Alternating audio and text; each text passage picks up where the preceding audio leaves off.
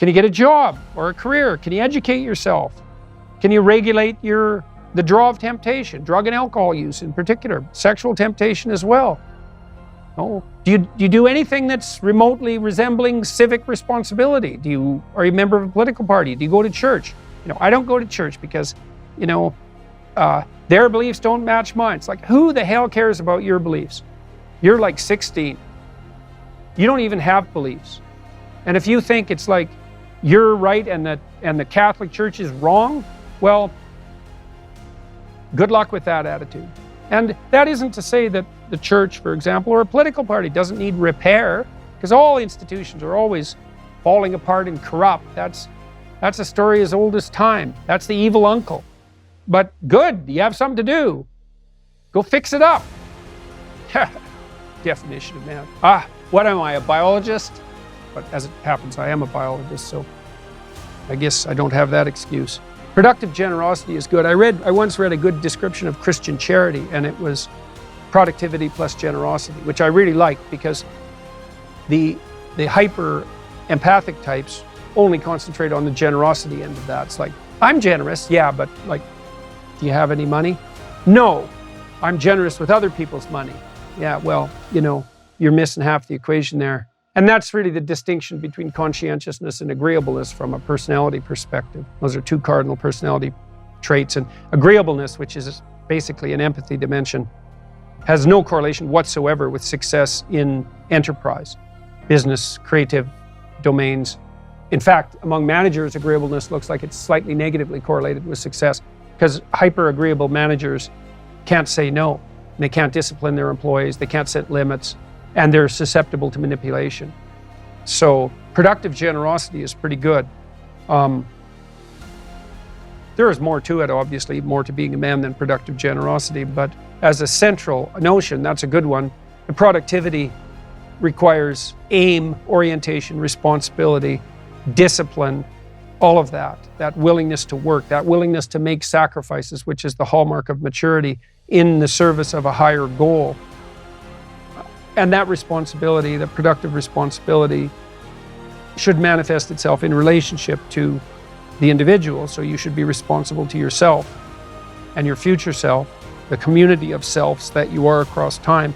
And then you should be responsible for and productive for as many people as you can manage. And so that might be first your intimate partner, your wife, second your parents, your siblings, your children, maybe your children primarily, although there's a trade-off there with your wife. Then your local community, then your broader community. You want to take on all that responsibility if you can, in a sense that's both productive and generous. That gives you something to do, justify your miserable life to yourself and everyone else, and you need to do that. It orients you solidly in the world if you do that, and it gives you a dragon to fight, a real one, and that's where the gold is. So, as everyone has known forever, and as we continue to remind ourselves, how should you arm yourself? Well, that's kind of what a humanities education teaches you to some degree. Arm yourself with words. Be precise in your language. Right? Say what you mean. Read great men and great women. Make yourself literate. Get your tongue in order. Get it under your own control. Get rid of the ums and the likes and the you knows and the pauses. And get rid of everything you say that you only say to impress other people. And just see if you can say what you believe to be true. That's an adventure. That's the thing about the truth, If you aren't speaking the truth, well, you got to ask yourself, if you're not speaking the truth, who is it that's talking? If you're saying something that you do not believe to be true, it's not you talking. It's something else. It might be the part of you that wants to manipulate the other person into delivering what you think you want from them. Well, what is that spirit of manipulation that you've allowed to possess you? It's not you. Let's say you decide to live your whole life in that instrumental manner. You're going to craft your words like the student who says, well, I'm going to write what the professor wants to hear so I get the grade. It's like, well, you just turn yourself into that. Well, who is it that's doing that manipulating? It's not you, because those aren't your words. So even if you get the grade, it's not you that got the grade, it's the false you, it's the manipulative you. So you do that your whole life, you don't have your life. And then you think, well, God, that was a miserable life. I manipulated everybody, they were so damn stupid, they were sucked in by it, they're all contemptible. Everyone does it, you know, which they don't, by the way. And so that's a pathway to bitterness. Partly because if you're a manipulator and you use your language falsely, you don't live your own life.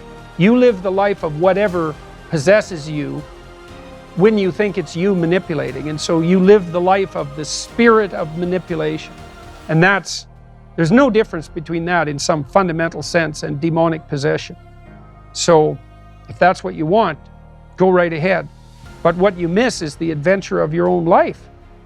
You know, because if you say what you think, this is a really important thing to understand.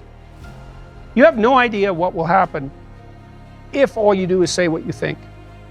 Because you have to let go of everything. Just to do that, you have to assume that there isn't anything better that can happen than what happens if you tell the truth, no matter what happens. Because you say, you know, I'll tell the truth and I get in trouble. It's like, well, is that good or bad? Well, it's not so good when it's happening. When you get in trouble, that can be devastating. But in the medium term or the long term, I mean, in my situation, I've gotten in trouble plenty of times for things I've said, and many times I thought, you know, that was fatal, that was the end. I said something or it was misinterpreted, but often I said something that you know, I was going to get taken out, I was going to get canceled, and that was the end of my reputation. And every single time, and I hope partly because I didn't say things that I didn't think were true, every single time it switched around. And so eventually, the cancellation attempt not only failed, but massively backfired. But man, living in that gap between when the pressure was on, let's say, and it turned around, that wasn't pleasant. But it's certainly adventurous because you don't know what's going to happen. And maybe that is the adventure of your life, right? Imagine that the world was constituted so that the true adventure of your life emerged as a consequence of truth in speech and action. Because that would be reflective of the real you, so it would be you living. And then imagine that the adventure that would occur if you dwelled in the truth would be so overwhelming that it would justify all the suffering. And I think that's true. The great people I know are brutally truthful to themselves and other people. And they have insanely adventurous lives. And they also get more and more and more competent. I've talked to my daughter a lot about this. My daughter runs my companies. My daughter didn't know much about business when she started, and she was pretty sick too, and she didn't know a lot. And so it was easy for people who thought they knew a lot about business to pull the wool over her eyes. But Michaela has the ability to ask stupid questions, and we've talked about that a lot. It's like, you only have to ask a stupid question once if you're alert. You ask a stupid question, and if you're in a crowd and you ask a stupid question, 80% of the people in the crowd have the same question. They're just too cowardly to ask. But you ask and then someone actually tells you, you never have to ask that question again.